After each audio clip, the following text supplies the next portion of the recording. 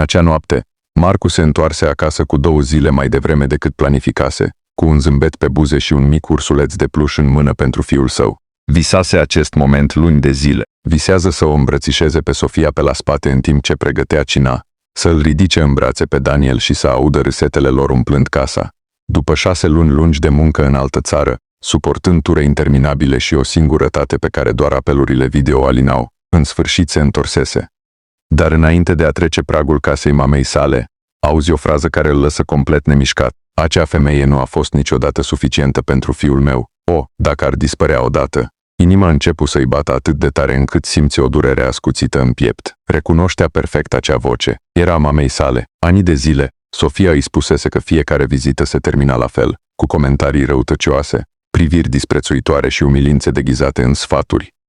El răspunsese întotdeauna cu aceeași frază. Sigur ai înțeles greșit, mama mea nu ar face niciodată așa ceva. În acea noapte avea să descopere că femeia pe care o apărase cel mai mult era tocmai cea care îi provocase cele mai mari suferințe persoanei care îl iubea cel mai mult. Marcu hotărâse să nu anunțe că se întoarce mai devreme. Voia să-și surprindă familie. La aeroport cumpără ciocolata preferată a Sofiei, un ceas pentru ea și o mașinuță de jucărie pentru Daniel. Își imagină chiar să înregistreze reacția lor când va apărea pe ușă. Totul părea perfect. Ajungând acasă, găsi luminile stinse. Se gândi că poate ieșiseră la plimbare, dar o vecină îl recunoscu imediat. Marcu, ce bucurie să te văd. Soția ta a plecat mai devreme la mama ta. A insistat foarte mult să sărbătorească acolo ziua de naștere anticipată a lui Daniel. Marcu zâmbi ușurat. Poate lucrurile se îmbunătățiseră în sfârșit între ele.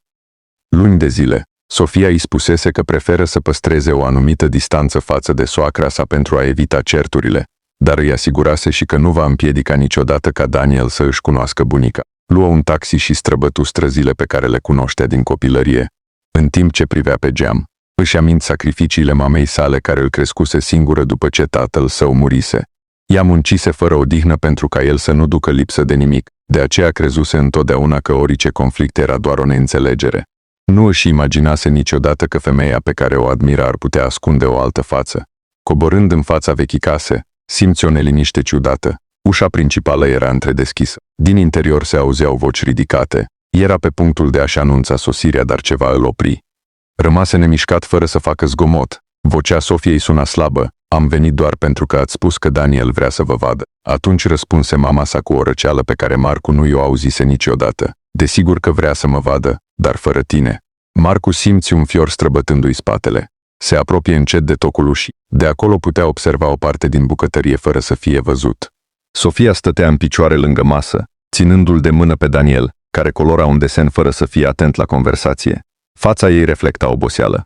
Nu era oboseala unei zile grele. Era a cuiva care suportase prea mult timp aceeași durere. Mama sa se plimba în jurul ei ca și cum ar fi fost un judecător care dicta sentința. N-am înțeles niciodată ce a văzut fiul meu la tine. Nu ai bani, nu provii dintr-o familie bună și nici măcar nu știi să te porți ca o adevărată soție. Sofia respira adânc înainte de a răspunde. Eu îl iubesc pe Marcu. Femeia scoase un hohot de râs. Iubirea nu plătește prestigiul. Fiecare cuvânt cădea ca o lovitură. Marcu își aminti toate acele dăți când Sofia se întorcea acasă în tăcere după ce își vizita soacra. Își aminti nopțile în care o găsea plângând în baie. Își aminti și cum el, convins că o cunoaște perfect pe mama sa, îi spunea că nu trebuie să ia lucrurile atât de personal. Acum își dorea să nu fi rostit niciodată acele cuvinte. În interiorul bucătăriei apăru o altă tânără. Era Laura. Marcu o recunoscu imediat. Încă din adolescență, mama sa repeta că Laura va fi soția perfectă pentru el. Elegantă, educată și provenind dintr-o familie înstărită. Laura o salută pe Sofia cu un zâmbet timid, dar părea incomodă. Mama profită de prezența ei. Uită-te la ea. Așa ar trebui să fie femeia care însoțește un bărbat de succes. Sofia tăcu, nu discuta, nu răspundea, doar mângâia părul lui Daniel pentru ca micuțul să nu observe tensiunea. Atunci se întâmplă ceva care îl lăsă pe Marcu complet paralizat. Mama sa deschise un sertar al bucătăriei și scoase un plic gros. Îl puse în fața Sofiei. Aici ai destui bani pentru a începe o viață nouă. Sofia privi plicul fără să-l atingă. Ce înseamnă asta? Foarte simplu. Ia banii, dispari și lasă-l liber pe fiul meu. Eu mă voi ocupa să explic totul. Pentru o clipă, Marcu crezu că auzise greșit. Nu putea fi adevărat. Femeia care îl crescuse încerca să cumpere abandonul soției sale. Sofia ridică încet privirea. Avea ochii plini de lacrimi, dar vocea ei rămase fermă. Nu există sumă de bani capabilă să mă facă să-mi părăsesc familia. Expresia mamei se schimbă complet. Bătu cu pumnul în masă. Atunci vei rămâne rușinea acestei familii. Daniel ridică privirea speriat de zgomot, alergă spre mama sa și o îmbrățișă de mijloc. Sofia zâmbi cu greu pentru a-l liniști, deși lacrimile începuseră deja să îi se prelingă pe obrajii. Marcu simți că lumea se prăbușește în fața lui. Înțelese că toate acestea nu erau un episod izolat, ci o rutină, o umilință repetată de-a lungul anilor.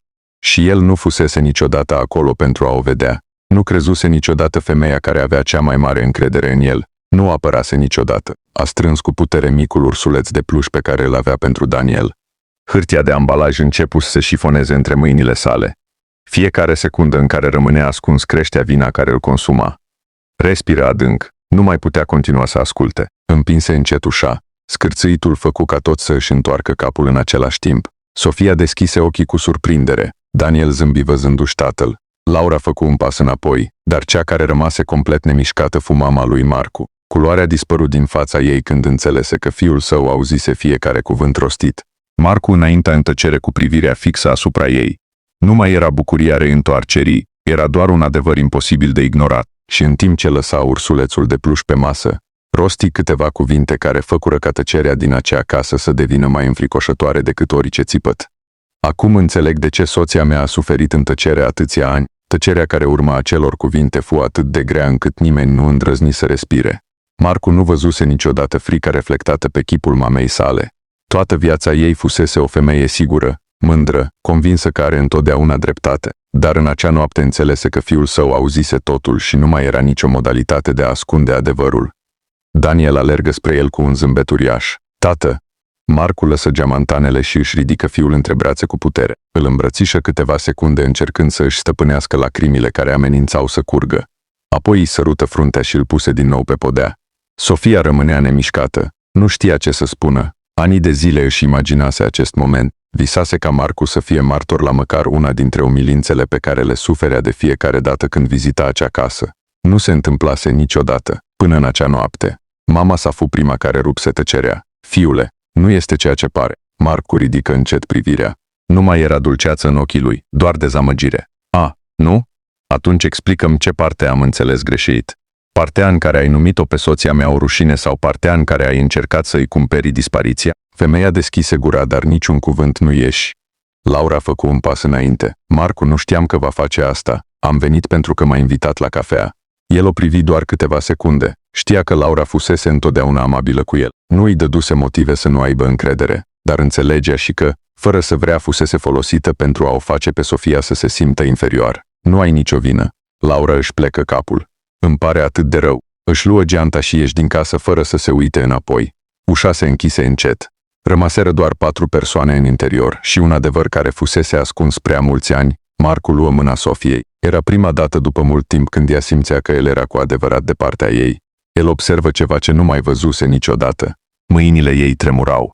Nu era din cauza acelei discuții. Era tremurul cuiva obișnuit să trăiască cu frică. De cât timp se întâmplă asta? Întrebă cu vocea frântă. Sofia ezită câteva secunde, apoi răspunse cu sinceritate. De dinainte de nunta noastră. Acele cuvinte îl loviră pe Marcu ca un ciocan. Ce? Ea respiră adânc. În ziua în care mama ta a aflat că suntem logodiți, mi-a cerut să termin cu tine. Mi-a spus că nu voi fi niciodată suficientă pentru tine. Marcu simți că picioarele îi se subțiază. Își aminte acea perioadă. Mama sa insista constant să mai aștepte câțiva ani înainte de a se căsători. El crezuse că este doar îngrijorată din cauza banilor. Nu își imaginase niciodată ce se întâmpla cu adevărat. Sofia continuă. Apoi au început umilințele. Își amint prima masă de familie. Soacra sa criticase rochia pe care o purta. Apoi spusese în fața tuturor că o femeie fără avere nu va ști niciodată să aibă grijă de numele familiei. Nimeni nu răspunse. Toți își plecară capetele. Marcu lucra în acea zi. Nu știa niciodată nimic. Apoi au venit zilele de naștere, cinele de Crăciun, duminicile. Întotdeauna se întâmpla ceva, un comentariu, o batjocură, o comparație cu Laura. Și de fiecare dată când Sofia încerca să îi povestească, el găsea o explicație diferită. Sigur, mama nu a vrut să spună asta.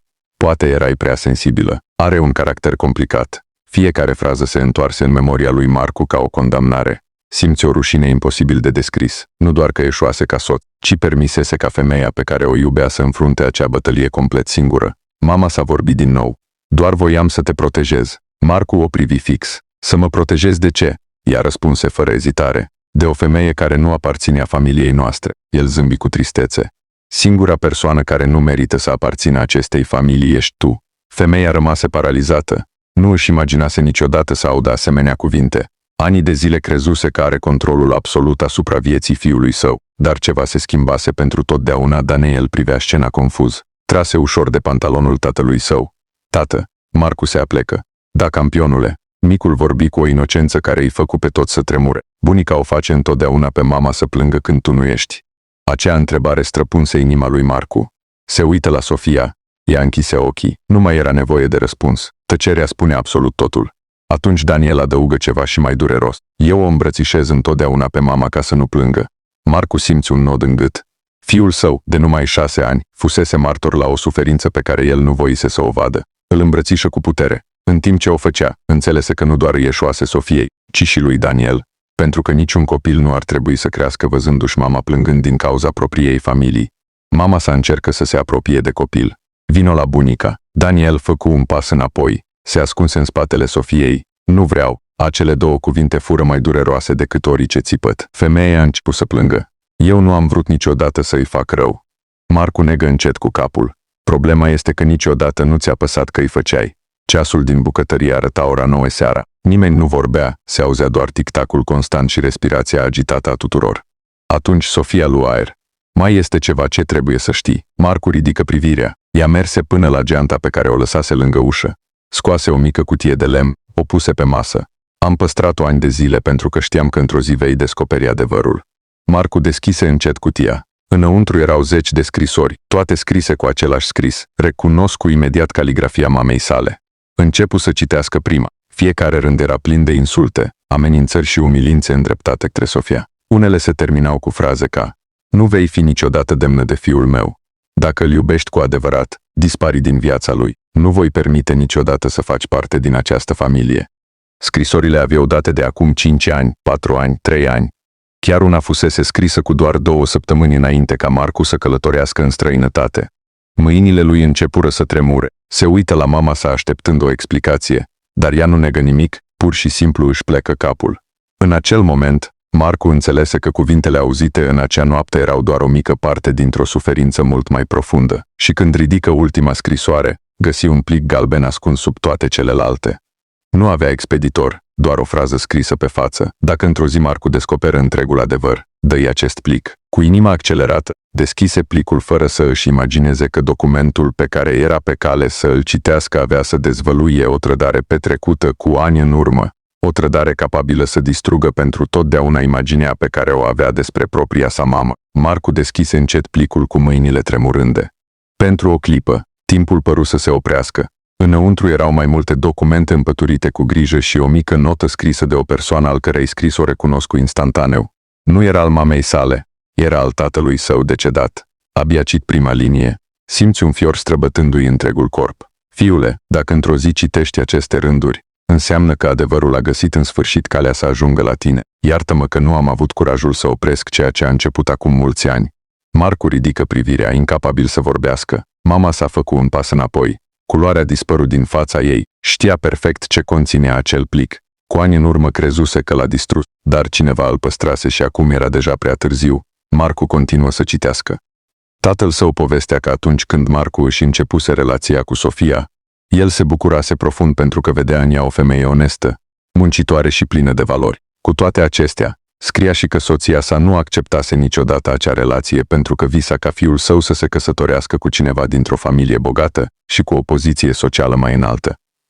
Rândurile următoare fură și mai dureroase. Tatăl său mărturisea că ani de zile încercase să o convingă pe soția sa să își schimbe atitudinea. Fiecare discuție se termina la fel, promisiuni goale în fața lui și noi umilințe împotriva Sofiei când nimeni altcineva nu era prezent. Era o frază subliniată care îl făcu pe Marcu să închidă ochii. Dacă într-o zi descoperi că Sofia a plâns în tăcere în timp ce tu o apărai pe ea, amintește-ți că vinovata nu a fost niciodată soția ta. O lacrimă căzu pe hârtie. Marcu respiră adânc înainte de a se uita la mama sa. Tata știa totul. Ea nu răspunse, doar își plecă capul. Acea tăcere fu suficientă. Marcu înțelese că și tatăl său încercase să o protejeze pe Sofia, dar murise înainte de a putea dezvălui întregul adevăr. Atunci găsi un alt document. Era o copie a unei scrisori scrise de un avocat. În ea se explica faptul că tatăl său lăsase o parte importantă din moștenirea sa direct pentru Daniel, nepotul său, convins că într-o zi ar putea avea nevoie de protecție în fața conflictelor familiale. Dar exista o condiție. Cât timp existau acte de manipulare sau umilire împotriva Sofiei, acea parte a moștenirii rămânea blocată pentru a preveni orice încercare de control economic. Marcu rămase complet surprins. Nu știa niciodată că tatăl său luase acea decizie. Se uită din nou la mama sa. Și asta mi-ai ascuns-o. Lacrimile începură să curgă pe fața femeii. Mi-a fost teamă. Nu. Marcu negă. Era orgoliu, era control, era egoism. Mama sa încercă să se apropie. Fiule, iartă-mă. Dar el făcu un pas înapoi. Pentru prima dată în întreaga sa viață, avea nevoie de distanță față de persoana pe care crezuse întotdeauna că o cunoaște. Sofia rămânea în tăcere. Nu se bucura de acel moment. Nu căutase niciodată răzbunare. Voia doar să trăiască în pace. Marcu merse spre ea, o luă ușor de mâini. Iartă-mă. Ea ridică privirea. El continuă să vorbească. Iartă-mă pentru fiecare dată când m-am îndoit de tine, pentru fiecare lacrimă pe care ai plâns-o singură, pentru fiecare noapte în care aveai nevoie să te cred. Și eu am ales să cred o altă versiune. Sofia simți că greutatea pe care o purtase atâția ani începea în sfârșit să dispară. Lacrimile care curgeau acum nu mai erau doar de durere, erau și de ușurare. Doar voiam ca într-o zi să vezi adevărul. Marcu o îmbrățișă cu putere. O îmbrățișare lungă, sinceră, din acelea care încearcă să repare rănii care par imposibil de vindecat. Daniel zâmbi văzându-i, alergă și îmbrățișă picioarele ambilor. Cei trei rămaseră uniți câteva secunde. Acea imagine o făcu chiar și pe mama lui Marcu să izbucnească în plâns. Înțelese că petrecuse atâția ani încercând să despartă acea familie, încât nu își dăduse seama niciodată că tocmai acea unitate era ceea ce îi făcea fericiți pe fiul și pe nepotul său. Cu vocea întreruptă spuse: știu că nu merit o altă șansă. Nimeni nu răspunse imediat. În cele din urmă, fu Sofia care vorbi. A ierta nu înseamnă a uita și nu înseamnă nici să permiți ca totul să rămână la fel. Femeia dădu din cap încet, știa că avea dreptate. Marcu luă o decizie în acel moment. De astăzi prioritatea mea va fi să îmi protejez soția și fiul. Dacă într-o zi decizi să te schimbi cu adevărat, vom putea vorbi. Dar cât timp nu există respect, nu vei mai face parte din viața noastră de zi cu zi. Acele cuvinte fură ferme, fără țipete, fără ură, doar cu seninătatea cuiva care înțelesese în sfârșit care era responsabilitatea sa. Mama sa izbucni în plâns. Nu încercă să discute, nu căută să se justifice din nou. Pur și simplu înțelese că urmările sosiseră. Marcu luă mâna Sofiei, apoi o mână a lui Daniel. Cei trei se îndreptară spre ușă. Înainte de a ieși, Marcu privi pentru ultima dată casa în care crescuse. Mulți ani crezuse că acel loc reprezenta iubirea. În acea noapte descoperi că o casă poate fi numită cămin doar atunci când există respect. Când închise ușa în spatele lor, simți că lăsa în urmă nu doar acea discuție, ci și ani de vinovăție și de orbire. Săptămânile următoare nu fură ușoare. Marcu începu să meargă împreună cu Sofia la terapie de familie. Aveau nevoie să reconstruiască încrederea. Scuzele nu erau suficiente. Era nevoie de timp, de conversații, de răbdare. Încetul cu încetul, începură din nou să zâmbească fără teamă. Daniel încetă să mai întrebe de ce plângea mama sa. Acum o vedea râzând în timp ce pregăteau prăjituri împreună sau se jucau în parc. Acela era cel mai mare cadou pentru Marcu. Luni mai târziu, primi o scrisoare. Era de la mama sa. Nu conținea scuze. Nu dădea vina pe nimeni. Doar câteva rânduri. Am înțeles prea târziu că am confundat orgoliul cu iubirea. Am petrecut ani încercând să aleg viața fiului meu fără să mă întreb ce îl făcea cu adevărat fericit. Dacă într-o zi considerați că m-am schimbat, voi aștepta cu răbdare. Dacă acea zi nu va veni niciodată, voi accepta consecințele faptelor mele. Marcu păstră scrisoarea fără să răspundă. Încă era devreme. Rănile aveau nevoie de mai mult timp. Cu toate acestea nu mai simțea ură, doar o tristețe profundă pentru tot ce se pierduse. Într-o după-amiază, în timp ce o privea pe Sofia și pe Daniel, cum se jucau sub soare, își amint cuvintele scrise de tatăl său. Adevărata bogăție a unei familii nu stă niciodată în bani, ci în pacea cu care se îmbrățișează la sfârșitul zilei. Marcu zâmbi. Pentru prima dată după mulți ani, înțelese adevăratul sens al acelor cuvinte. Se întorsese crezând că se întoarce pur și simplu acasă, dar în realitate se întorsese pentru a descoperi un adevăr, care avea să îi schimbe viața pentru totdeauna. Și din acea zi făcu o promisiune tăcută pe care nu avea să o mai încalce niciodată. Nu avea să permită niciodată ca persoana pe care o iubea cel mai mult să mai sufere în tăcere. Timpul trecu și rănile începură să se vindece încet. Marcu și Sofia își reconstruiră încrederea pas cu pas. În fiecare seară, înainte de culcare, vorbeau despre ziua lor, despre temeri, despre bucurii. Învățaseră că tăcerea ucide iubirea și că adevărul, oricât de dureros, este întotdeauna mai bun decât o minciună confortabilă. Daniel creștea fericit, alergând prin parc cu părinții săi, desenând case cu ferestre mari și soare pe cer. Într-o zi întrebă: "Tată, de ce nu mai mergem la bunica?" Marcu îl privi pe fiul său și răspunse cu blândețe: "Pentru că uneori oamenii au nevoie de timp să învețe cum să iubească corect, dar asta nu înseamnă că nu contează. Înseamnă doar că trebuie să așteptăm să fim siguri că s-a schimbat." Daniel păru mulțumit de răspuns. Se întoarse să își termine desenul, iar Marcu simți că făcuse un pas important în a-și proteja fiul, fără să-l încarce cu ranchiună. Într-o seară de toamnă, Sofia se așeză lângă Marcu pe canapea. "Am vorbit cu mama ta la telefon." El o privi surprins. "Ce ți-a spus?" A plâns. "A spus că merge la terapie, că a înțeles cât de mult a greșit. Nu a cerut să ne vedem. A spus doar că vrea să fie o persoană mai bună, chiar dacă nu mai face parte din viața noastră." Marcu rămase tăcut câteva clipe. Nu știa dacă să creadă sau nu, dar pentru prima dată, în vocea mamei sale, nu mai era orgoliu, era ceva mai apropiat de smerenie. "Ce crezi că ar trebui să facem?" o întrebă el. Sofia îi luă mâna. "Cred că oamenii merită o șansă dacă se schimbă cu adevărat, dar nu acum, poate într-o zi când vom fi siguri că vindecarea este reală." Marcu o îmbrățișă. Învățase că iertarea nu este un eveniment, ci un proces, și că uneori, cel mai curajos lucru pe care îl poți face este să lași ușa întredeschisă, fără să o închizi complet, dar și fără să o lași să se deschidă prea repede. Lunile trecură. Daniel împlini 7 ani. Era o duminică însorită, iar Marcu și Sofia organizaseră o mică petrecere în grădină, doar pentru cei mai apropiați prieteni. Râsetele copiilor umpleau aerul. Muzica se auzea în fundal. Erau fericiți în sfârșit, într-un mod simplu și autentic. La un moment dat, Marcu se îndepărtă câțiva pași pentru a răspunde la un telefon. Când se întoarse, zări o siluetă familiară la poartă. Era mama sa. Stătea în picioare, ținând în mână un mic cadou ambalat colorat. Nu intrase. Aștepta cu privirea îndreptată spre ei. Marcu simți o strângere în piept. Se uită la Sofia, care îl observase și ea. Sofia făcu un pas spre el și îi luă mâna. "Mergem," Marcu dădu din cap. Cei doi merseră spre poartă, mână în mână. Mama lui Marcu zâmbi, dar era un zâmbet timid, nesigur, diferit de cel pe care îl cunoscuseră. "Am venit să îi las cadoul lui Daniel. Nu trebuie să intru. Nu vreau să strig ziua, doar am vrut să fiu aici măcar de departe." Sofia privi cadoul, apoi privi femeia din fața ei. Pentru prima dată nu mai vedea dușmanul, vedea o femeie bătrână obosită care încerca să repare ceea ce stricase. Sofia luă cadoul. "Mulțumesc." Femeia dădu din cap cu ochii umezi. "Poate într-o zi, dacă veți avea curaj, aș putea să stau la masă cu voi." "Nu insistă, nu ceru mai mult." Se întoarse și plecă încet.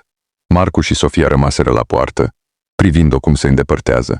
Niciunul nu vorbi. Nu era nevoie. Amândoi știau că vindecarea nu se întâmplă peste noapte, dar acel mic gest era un început. Și poate, într-o zi, acea ușă întredeschisă avea să se deschidă mai mult. Până atunci, ei aveau unul pe altul, iar asta era suficient.